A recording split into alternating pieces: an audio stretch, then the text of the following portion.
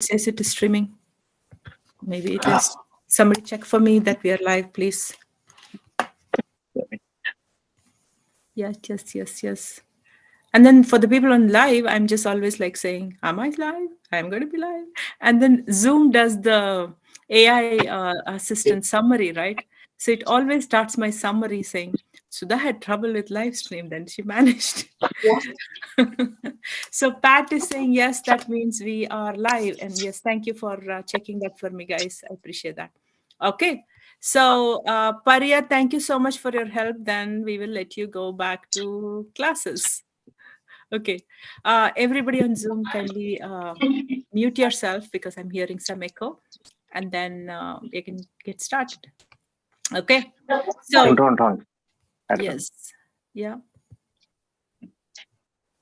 Yeah, somebody is not on mute. So if you can mute, I'll appreciate that. Okay, awesome. Okay. Yes, thank you, Pariya. Hello, everybody. I'm Sudha Jamte, and this is weeklywed, our usual speaker series on Business School of AI. But we've started a webinar series so we can learn a new topic each week. And our own Yashaswani Viswanath is here.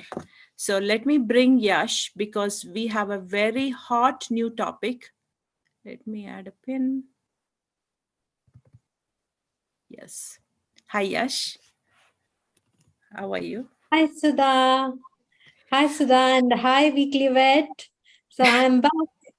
Yes. Weeklywed is like a home, so it's home sweet home.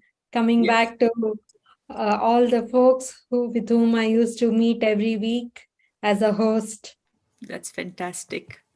So, for those of you who are watching live, we are live streaming on LinkedIn and on YouTube. And we are just getting started with a webinar on machine unlearning. And it is not machine learning, it's machine unlearning. And all the newsletters and even Zoom in its summary the AIs have not caught up to it. So everywhere I was trying to promote this and said machine unlearning, it was correcting it to machine learning. And people would say, what is she doing in end of 2023 coming and doing a webinar on machine learning? And so I need to set some context that we are going to learn from Yash, so I'm not going to take away too much time. But I have always asked all my classes this, right? So when we do AI and we talk about AI and we talk about biases in AI, I used to leave the students with this one question. Yes, AI has learned, it's a learning AI, and that's a capability and all that. Now, whatever it has learned, when it has bias, can it unlearn it? And usually the answer till the past was no, till we have AI researchers like Yashaswani Viswanath, joining us to actually go do research in that space. So I'm going to let Yash introduce herself because all of you who are here already as our regular weeklywed students know Yash as our host because she used to do a fantastic job in the past hosting this event. And prior to this, Yash has actually taken an AI ethics course with me. I cannot take any credit, and that's true for most of you who are so brilliant in your field.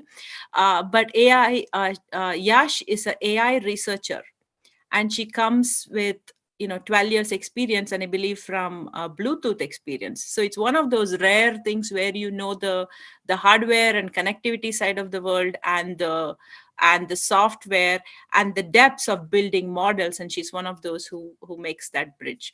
And I'm going to let Yash actually continue and pick up, because I think she's doing real research and a PhD in this machine learning space.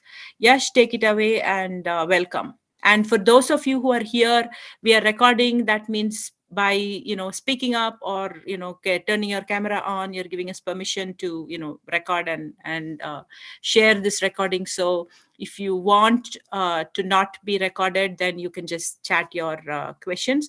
And those of you on live stream, I'm going to watch the LinkedIn and bring your questions in. So thank you, everybody. And yes, let's get started, please. Yes, yeah. Yes, thank you, Sudha. And welcome, everybody. Welcome to weeklywed. And welcome to this webinar that is specific about machine unlearning. This is titled Machine Unlearning 101. Learn how machines forget. Brief intro about me. I'm an artificial intelligence researcher, engineering coder from Silicon Valley of India, and I'm a doctoral student in machine unlearning, NeurIPS author, multiple entries. So there's a disclaimer. The information in this webinar are my personal views and do not reflect my organization to which I belong to here in India. And I'm Sudha's student. I happen to take a classes Yes, at can you stop? Sorry, sir. Can you stop the share because that is just showing the screen? And I saw the disclaimer that it's not your company, it's yours, but we want to see you before you share. Yes, thank you so much. Yes. So that's a disclaimer. And the points that I share are clearly mine and they do not reflect anything about my company and it's not related to them. And let's start off. Let's dive in. I'll share the screen again. Thank you, Yash. I appreciate that. So what is machine unlearning? To put in very simple terms, we want to remove data points or features from a trained ML. Okay, this is the definition. This is tough to understand. So now let's dive deep into why we need it, how did this come up, and dive into the history of machine unlearning. While we understand the history of machine unlearning, we will understand why we need it. How did this come up? And then we will get what is machine unlearning in its own form. First off, I would like to give a brief introduction about where this will be placed, machine unlearning. So we have artificial intelligence, which has different artifacts to it like NLP, CV, that is natural language processing, computer vision, reinforcement learning. So we have machine learning, which has the ability to predict based on data. We have deep learning, which is neural networks, which has neural networks and mimics the human brain. And we have all the LLMs. What is LLM? LLM is a large language model.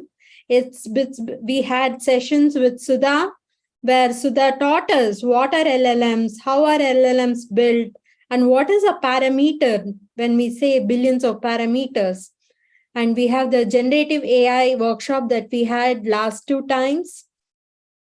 So you're aware of this landscape of AI, machine learning, NLP, computer vision, deep learning, LL large language models, and generative AI. Let's move on. Before we move into machine unlearning, I want to make sure that everybody knows what is machine learning. Machine learning comprises of supervised learning, unsupervised learning, reinforcement learning. Can anybody tell me what is supervised learning?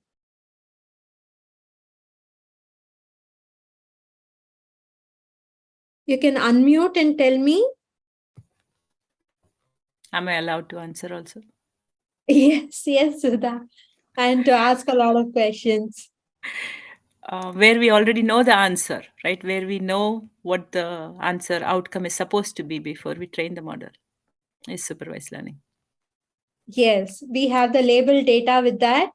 So we have classification and regression, the different types. So when we talk about classification, we have different downstream applications like image classification, fraud detection, customer retention, diagnostics. When we talk about regression models, we have forecasting models, prediction models, process optimization, and new insights.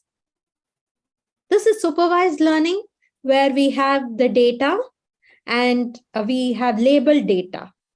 Then we have unsupervised learning. These are all parts of machine learning. Okay. Unsupervised learning, where we have clustering, We cluster using k-means and other algorithms, clustering algorithms. So we have targeted marketing, customer segmentation, recommender systems that we can build using clustering algorithms. Then we have dimensionality reduction, using which we can have feature elicitation, structured discovery. So unsupervised learning is all about finding patterns in the data, making meaning out of the data. Then we have reinforcement learning, which is real-time decisions, game AI, skill acquisition, learning tasks. It keeps learning. It makes mistakes, gets a penalty, gets a reward, keeps making mistake, and it will learn. The AI will learn on its own by having this penalty and reward feature.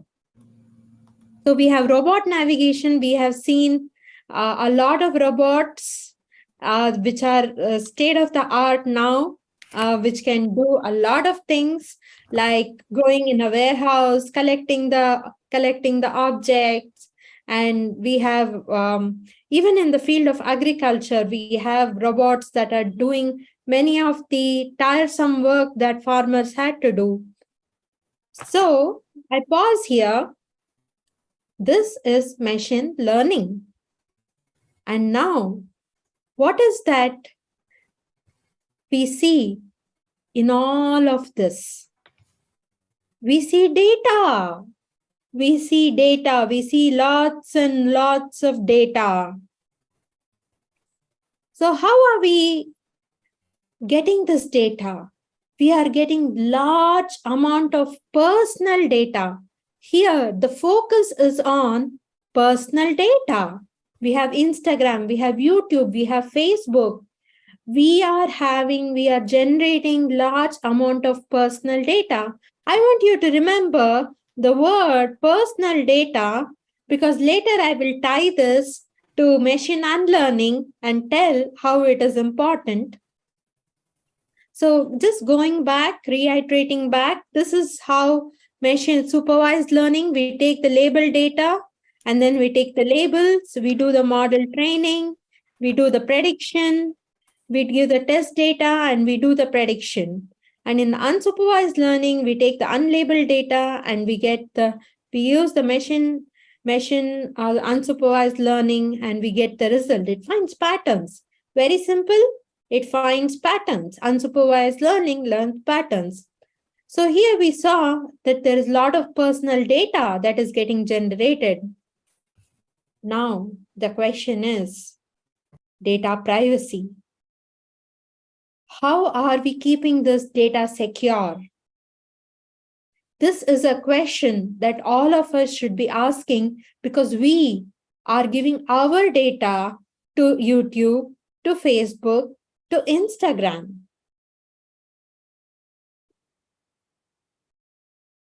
Many scenarios exist where the data is misused. In that case, we need to have a mechanism to forget the data, the personal data that we have given. Forget me, the right to be forgotten. Basically, here we are telling, I want the model to forget me, forget my interactions, forget my behaviors, forget my profile information that I have given. So this is a court case. This is a court case which was Google versus Agencia Espelano de Protección de Datos, Mario Costeja Gonzalez. So it goes by the Gonzalez 2014 term. If you ask anybody in machine learning field, they will first refer you to this court case that started everything in 2014. Gonzalez wanted the data that he had put to be removed from Google. And Google said, no, we cannot remove the data that you have already given us, and the search engine will always index it. So that time, 2014 was the era of search engines. Now we have reasoning engines like LLMs, ChatGPT. But that time, that was the time of search engines. So here I give you this point where we have a court case, which is against Google by a normal person called Gonzalez. And this is in Google Spain. So what did come out of it? What is the outcome of the ruling? The internet search engine must consider requests from individuals to remove links to freely accessible web pages, resulting from a search on their name. Today, if you search your name, whatever comes there, do you have consent for it? Is that the information that you want the search engine to show about you? That's a question that you should be asking yourself. And I think that is what Gonzalez did. He put his name in the search engine. He got data that he didn't want. And he went to court. He went to Google, and Google said, no, we cannot remove it. The indexing is already done. He went to court. So here the outcome of the ruling said the user consent has to be taken before collecting the data. You have all seen terms and conditions that we quickly say agree, agree, agree. We do not read up what it is. We just say I agree to the terms and conditions. In the terms and conditions, it will be written that we give consent. The word consent is very important here. We give consent to be taken before collecting the data. They take consent, our consent, before they collect our data. So this is a point Yes, I that have you a need. question. Yes. This whole right to be forgotten is one of the tenets of GDPR. So, is this case something that happened before GDPR? No, this was in 2014, and GDPR came in 2017. But we have the right to be forgotten by GDPR. It was mooted to include the right to be forgotten. Okay, thank you. So European Union came up with the GDPR, the General Data Protection Regulation, and it was mooted to include the right to be forgotten. So when we withdraw consent, the individual's data can be withdrawn at any point of time. This is what the ruling said. Here, we request the ML model owner, sorry, it's a typo here, it's a owner, to remove models or algorithms derived from the data. What is the importance of this statement?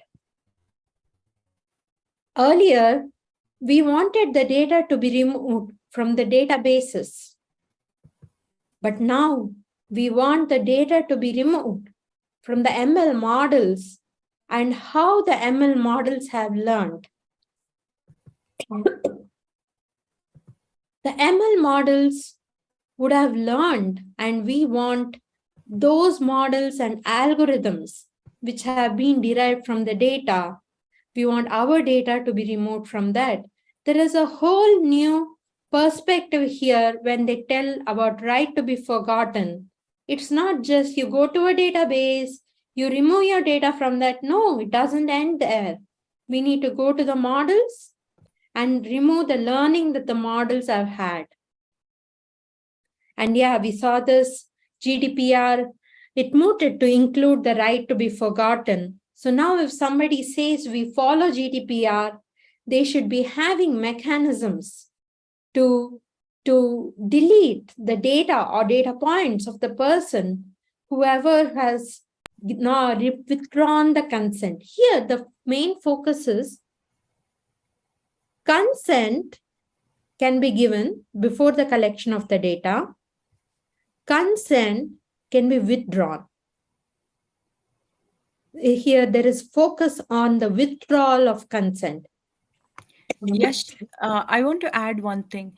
So when Yeah. GDPR came and said, okay, anybody who is collecting customer data and building out models or any applications was the original focus on GDPR, right? It was not AI, and so they said if you collect the data, you should actually do the removal of the data. So I remember early, like I think 2020 or 21, Facebook had said that they have this huge billions of photos of users using which they built out facial recognition, and they said we are going to remove this data, right? They removed the data. They did not remove the model, so they kept the facial recognition model, which had the learning from all the data, which is all our private information, our kids photos and whatever else they had, the social connection and all that in there. They kept it, but they did not remove it. So if you remove the data, the model could still have the learning in its brain. Yes, yes. That is precisely what we're trying to tackle here. And that was a wonderful example. Thank you for that. I will reshare my screen. So this is GDPR. And now we have the CCPA, the California Consumer Privacy Act. So you come from the US world, and this CCPA, California Privacy Act of 2018, which gives control over the personal information that businesses collect, and the regulations, the right to know, the right to delete, the right to opt out, right to non-discrimination. Have you seen this in action where people have adhered to this? Companies are adhering to this California Consumer Privacy Act. I believe anyone who's building anything in California has to follow this. So what you said is the fine print, right? So we have fine prints for everything where basically we are saying we are giving consent to our data. I could see the big difference of this because when I went into Europe, the minute I land, all the different apps I use, they start giving different pop-ups asking for permission, while the same applications have assumed I've given permission and they can use my data in US. So that even if I have, you know, uh, the privacy laws here, it's all buried in the fine print. And we also have this. We have to opt out of things. They will add us to everything, and we'll have to opt out. Whereas in Europe, at least the way I saw it is we have to opt into things, and they were giving Okay. us reasons. They were giving us how the data is being used, who else is it shared. They gave a list of other entities who are getting access to our data and whatnot. Yeah. Okay.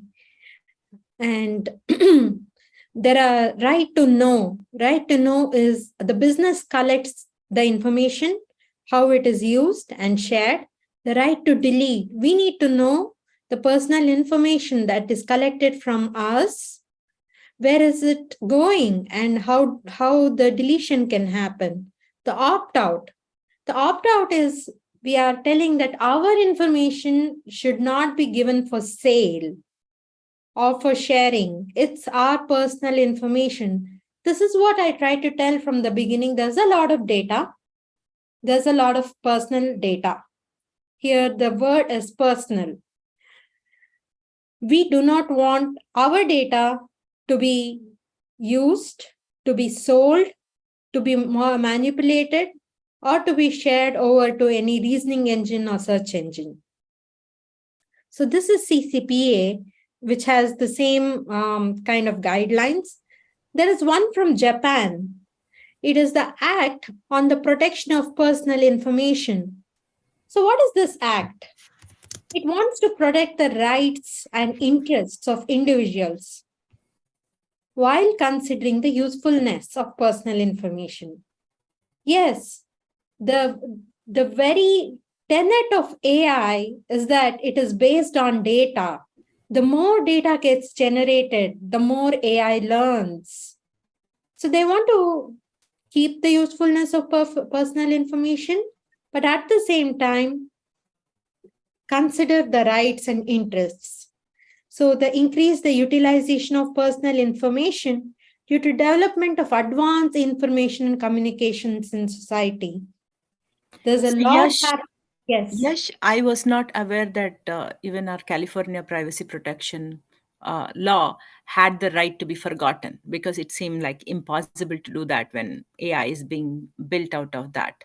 So one of the movement I have seen is companies, when they collect data, they already have the fine prints, and then if somebody wants to forget the data, they all give options. Like if you go to an Amazon and you're using Amazon, you will have an option that you can delete your data. In every app, like nowadays, you'll have the option to delete the data, but it is not deleted from the model. So Amazon has that every 180 days you can delete your Amazon data, and you can actually download the data and see your Alexa conversation and everything else that it is collecting, but the data has already gone into the brain of the AI. And one of the movement that came to support that was privacy by design. So they would say, we collected it, but it went into multiple other systems, so we are creating a different way of storage so that it is gated across multiple systems. But there was nothing about the model itself forgetting, like you're getting to right now. Okay. Different countries, they're trying to do in different ways. I think every country in the world, they're trying, they're waking up to it.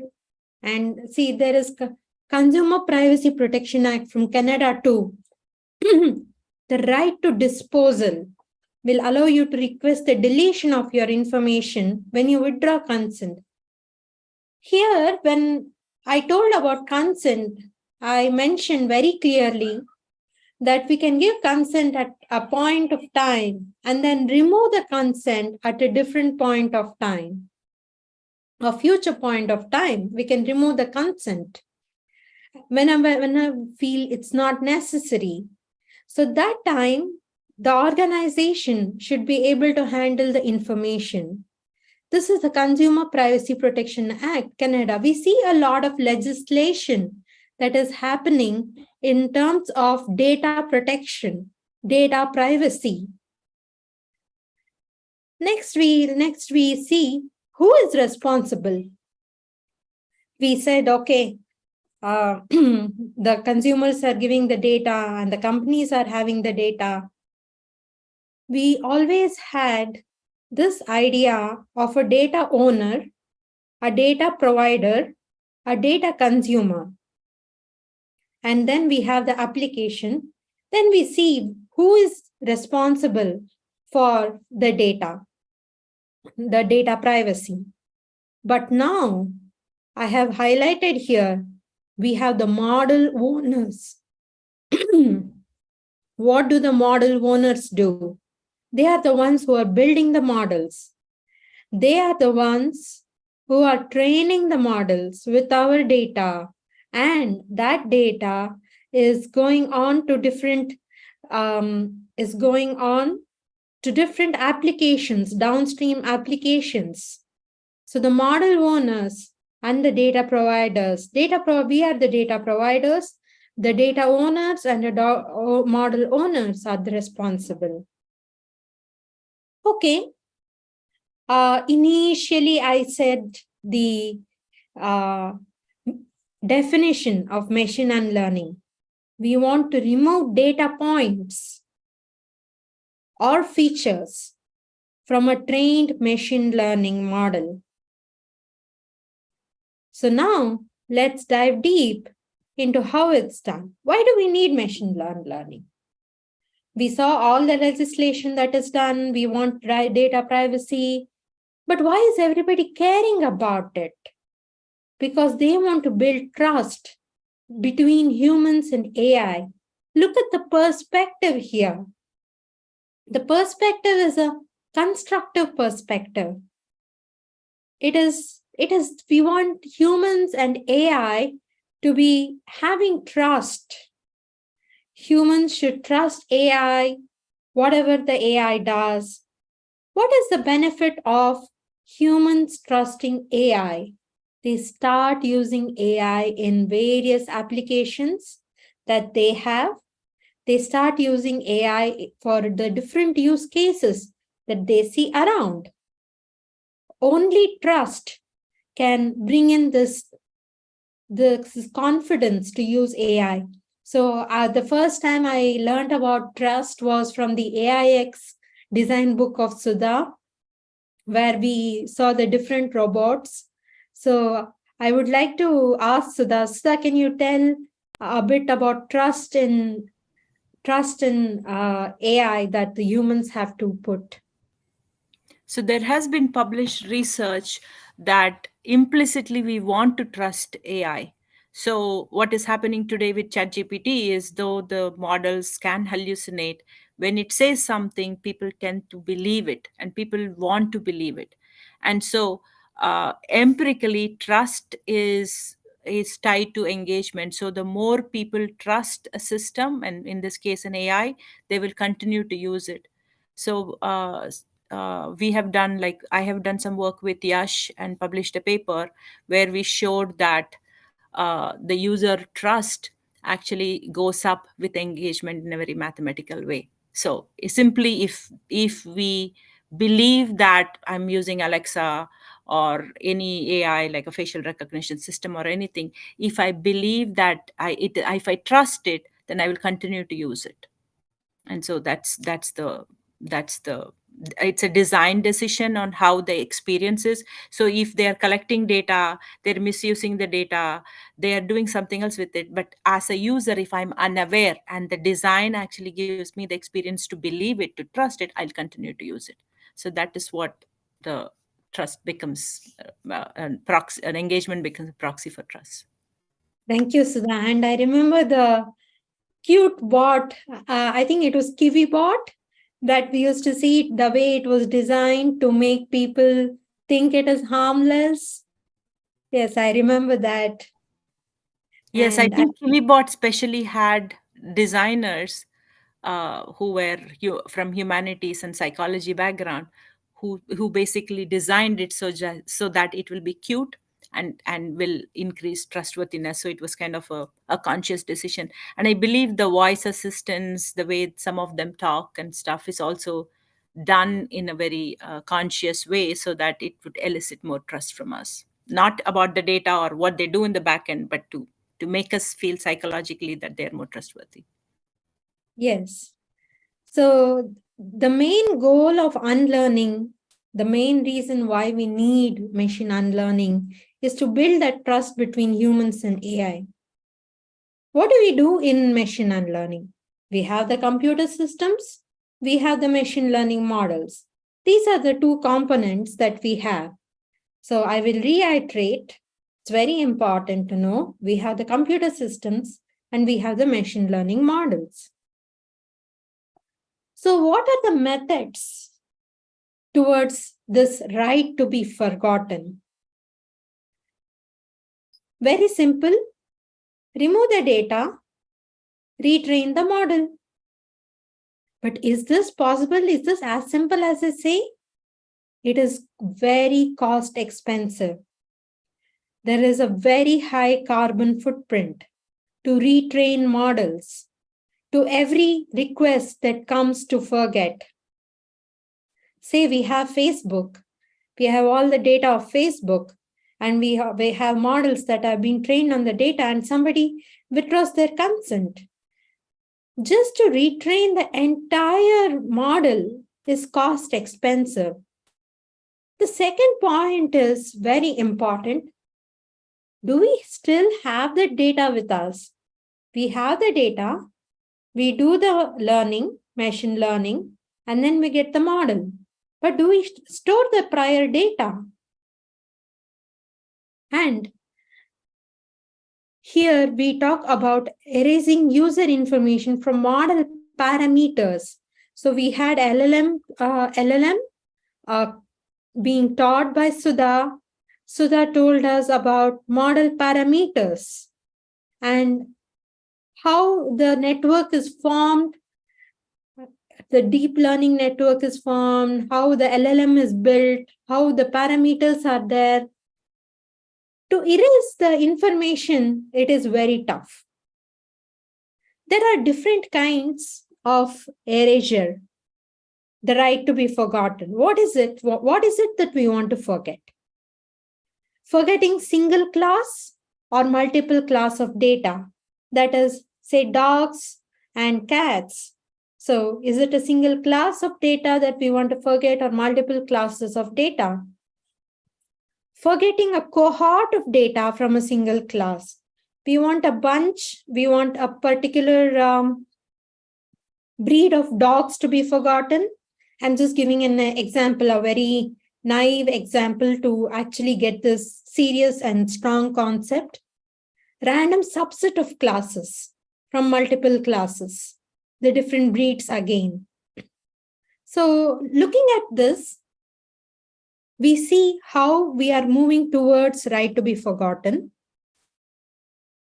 There is a need for importance of validation.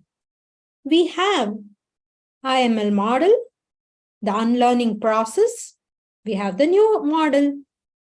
But has it been successful in its unlearning?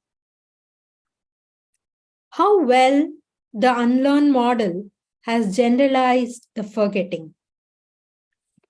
That's a question that we need to research upon.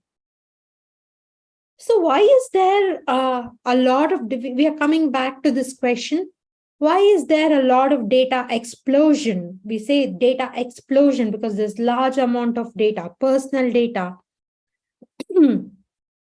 There are advancements in data storage. There are improvements in data transfers. Now, I see that when I go to my village, everybody in my village, they have internet access. They are giving data to the whole bunch of data that is there in the world. They are giving data. So there is data transfer. There's excessive data produced. Data is getting recorded. So if we put anything on Facebook, how many of them know that Facebook is recording it? Say we try to search for a product. How many of them know that later that product information will be given to us in form of ads?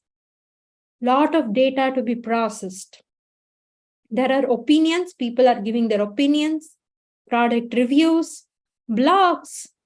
So we saw Instagram, which has people keep clicking photos of everything, the food they eat, the places they go to, the beverage they drink. The world has changed. And knowledge sharing, we have Wikipedia for a very long time. Here, the last one is wearable devices. Just look around. How many of them have a smartwatch? And how much data each smartwatch is pumping through the internet into the data world? The wearable devices have come to the society.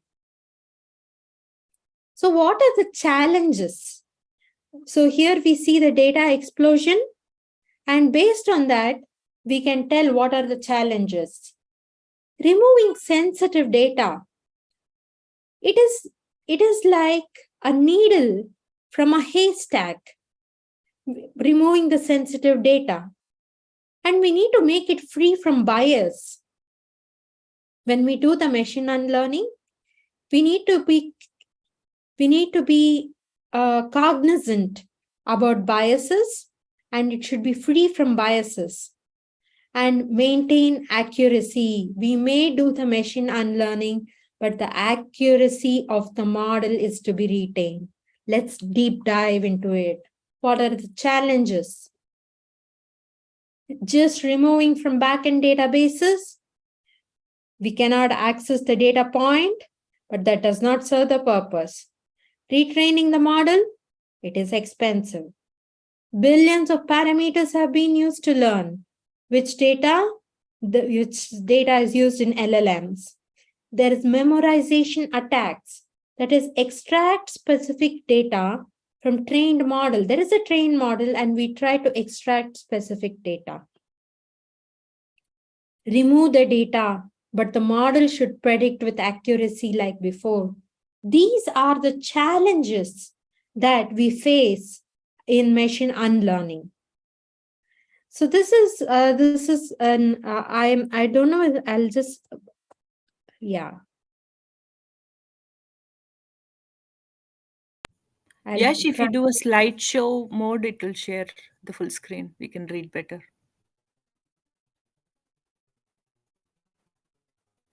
Yes. Thank you Yes, for thank. that, Sudha. Yeah, Yeah. thanks. So now we have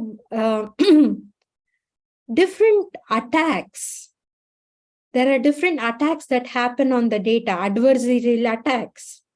The standardization issues that we see, ethical considerations, evaluation metrics, there is transferability and applicability.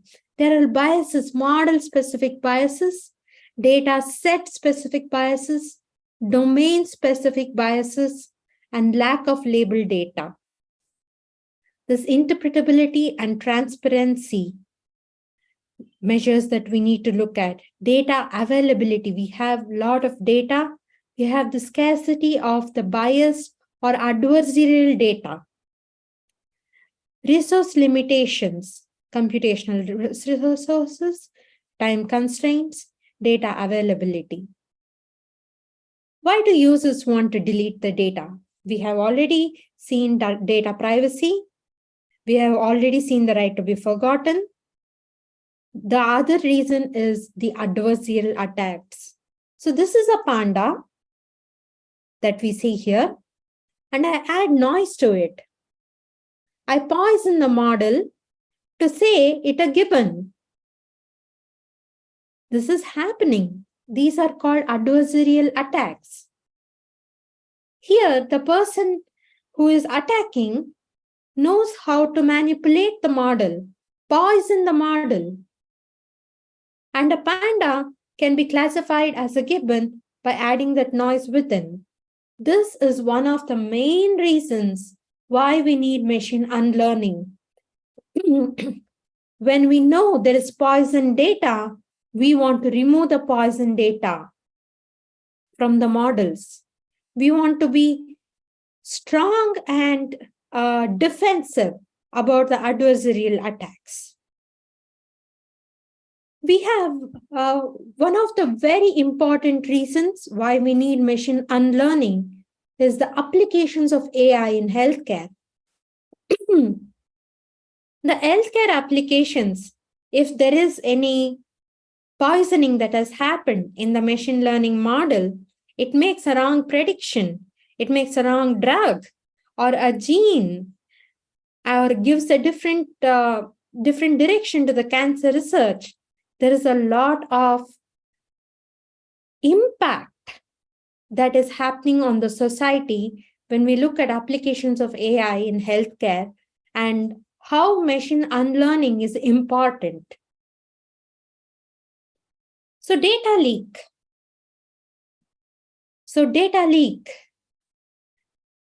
The data that is stored in the cloud systems, there are attacks on it. The data leaks. Data that is held by different parties. We have the data provider, data controller. We see that in the GDPR, the data is held by different parties. Data backup policies. We do not have just a single copy of the data, but we have multiple copies of the data so that if we lose data in one of the storage systems, we can get data from the other storage systems. We have data backup policies. We have data replication strategies. Different geographies, different storage systems, we can replicate the data and store it. This is a challenge because if data was at one point, all I had to do was remove that one point. No, it is at different places. It is at different places. Let us see this usability example. This is closely tied to Gonzalez court case, the Google court case. So somebody searched for a product on phones in 2022.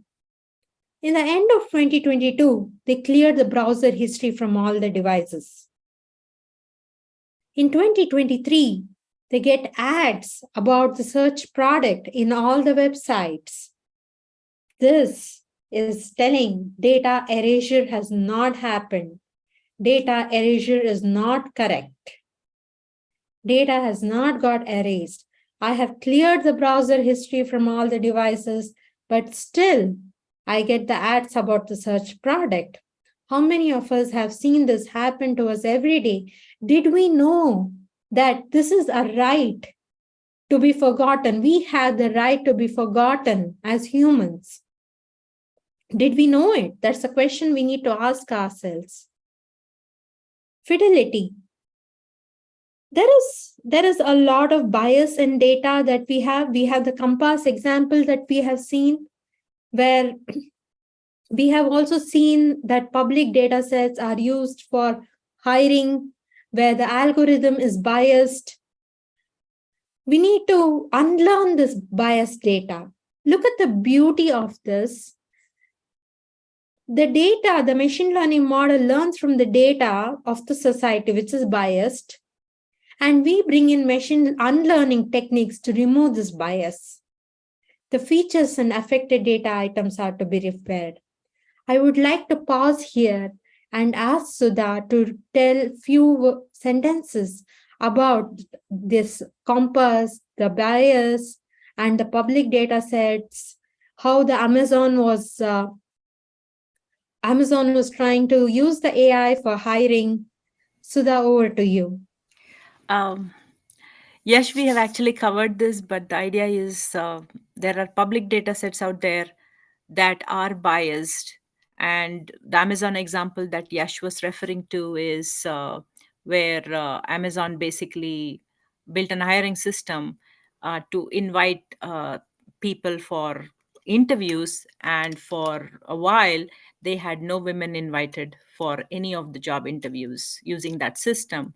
And because the training data had predominantly male in there, or the feature, the way the data was set up was biased towards male as the primary class. And so there are many public systems out there. Compass is a very, very big one, which is very biased against people of color.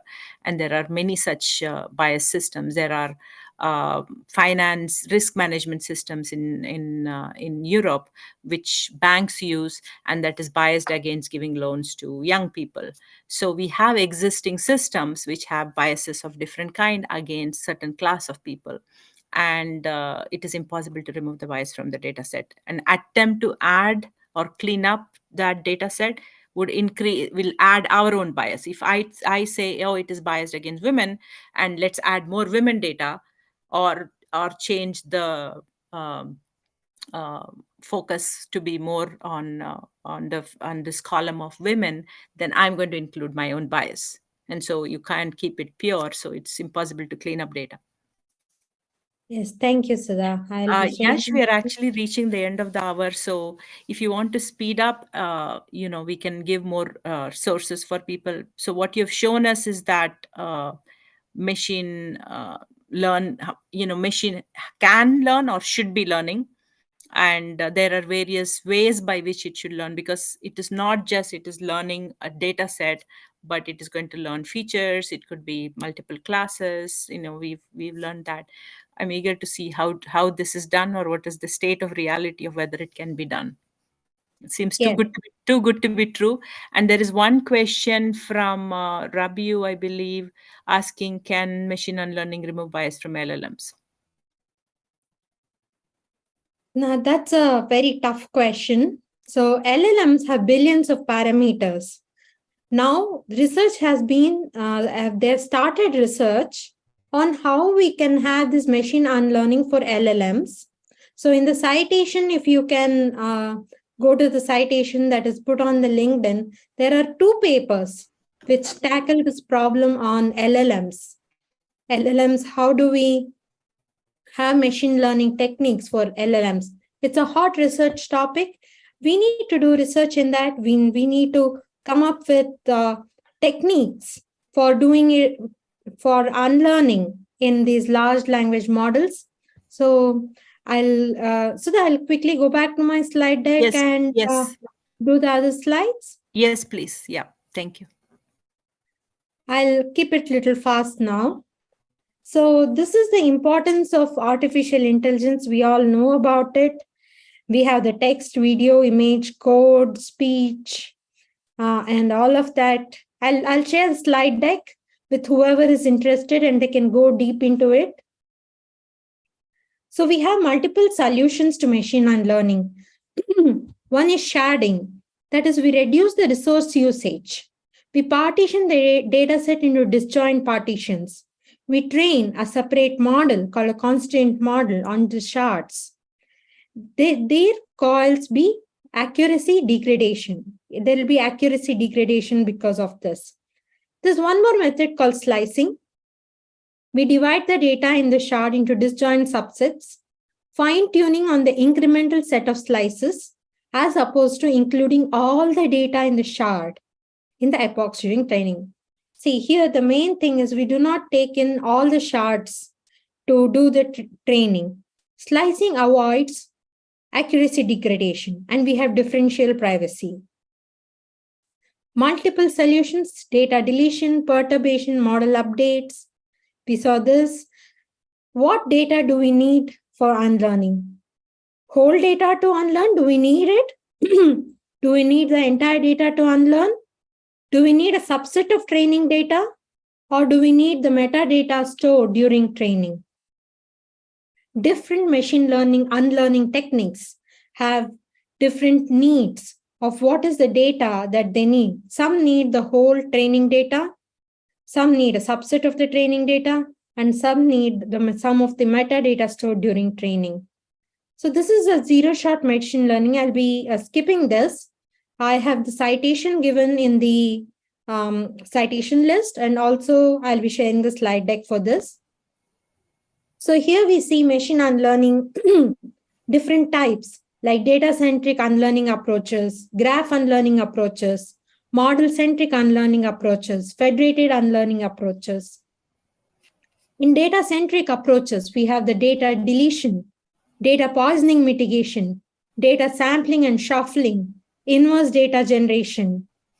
And then we have the model-centric approaches, transfer learning, model pruning, knowledge distillation, model inversion. These are all model-centric approaches.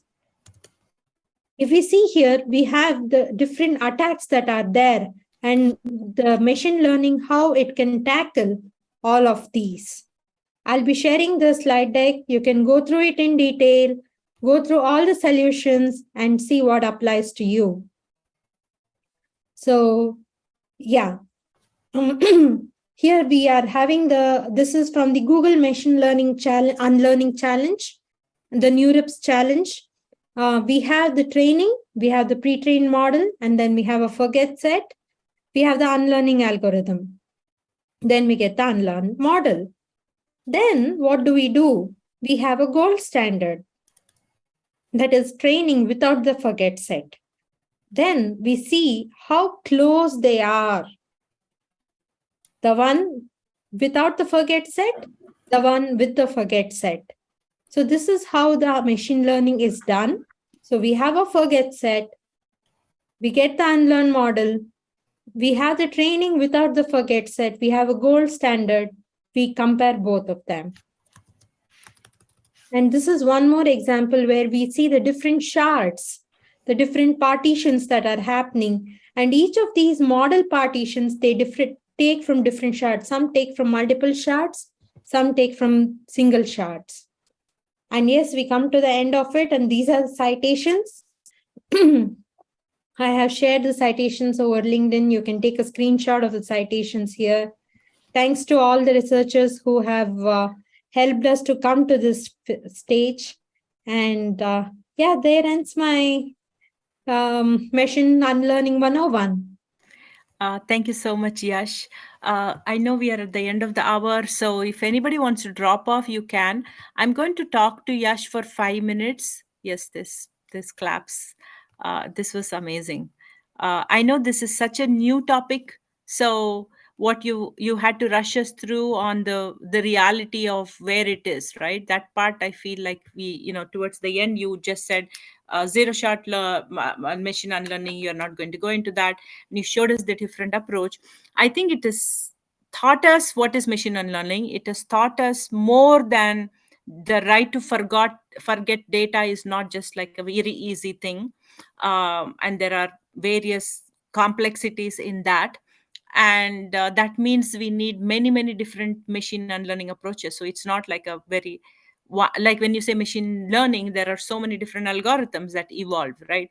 Like that with machine unlearning, we need a lot of different algorithms for various different situations. So give us a sense of the reality. I mean, you said there is a Google machine unlearning challenge. I believe it's like 2 more days is the deadline for it, for people to submit, and then they can go present in NeurIPS if they're selected. So the question is, what is this reality? Is this like very cutting edge research that we can't today? If I say, okay, I get all this, this is scary, I understand machine unlearning is possible, um, where do I go? Is that a model that's readily available? Is it an early stage of research? I know you're doing a PhD in machine unlearning, so I know it's not done, right? So tell us a little bit of where we could go. What is the reality of where we can get Yes. access to machine unlearning models? First of all, we have a couple of survey papers. They survey the entire landscape of machine unlearning. So we can start off with that. So in the citations also I have given the machine unlearning survey papers. Then we see different people coming up with techniques for different unlearning tasks, downstream applications like recommender systems. They have like influence function, matrix correction. They have different techniques.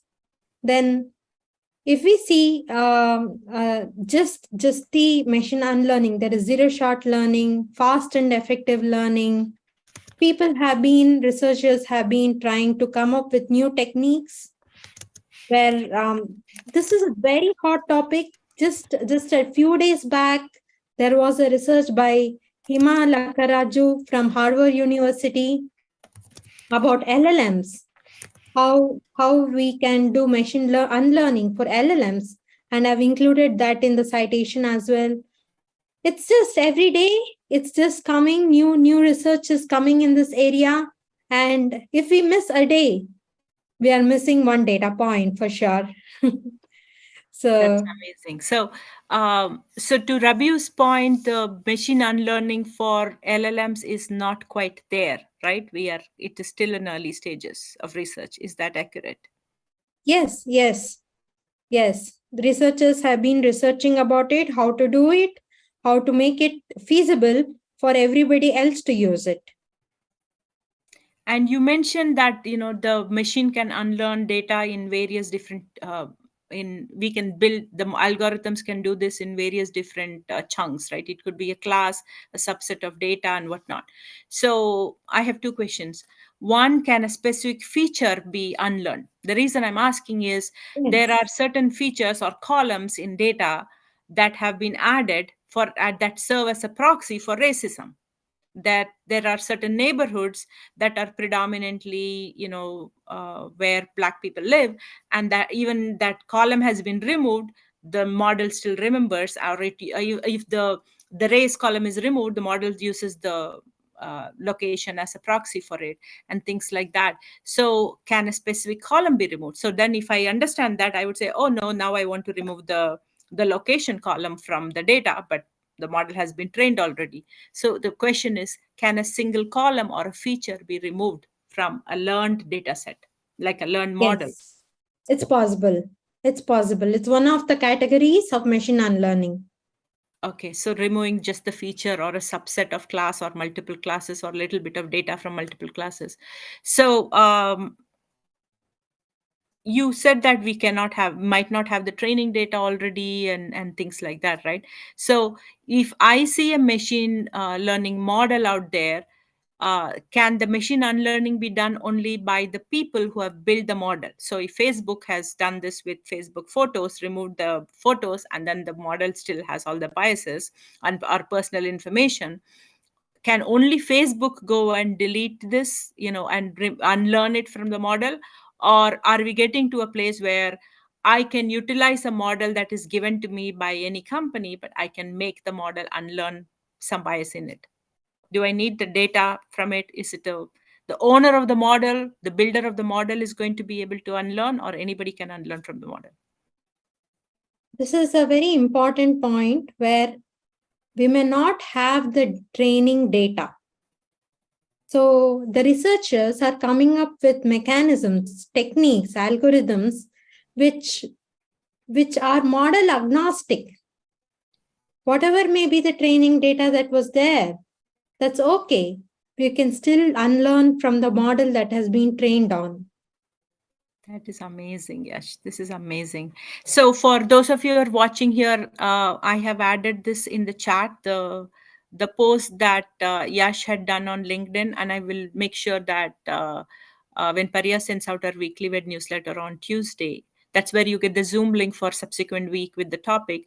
We'll make sure that we add these resources also. And for those of you watching on LinkedIn, I've added a link to Yash, so you can follow her on LinkedIn. And I've also added the link to her post where she's given a lot of citations of the latest research in this. But this is very helpful. I mean, for somebody who is not in the field doing this, it can be very intimidating. That's the thing with tech. Any new topic, there's always new words and jargons, and there are people who don't know machine unlearning is even as a word, like our various AI that was autocorrecting for me. So it's very helpful that you demystified this for us. And like always, on a hot topic at the end of the session, I have more questions than I started with. I think that's a good way of learning.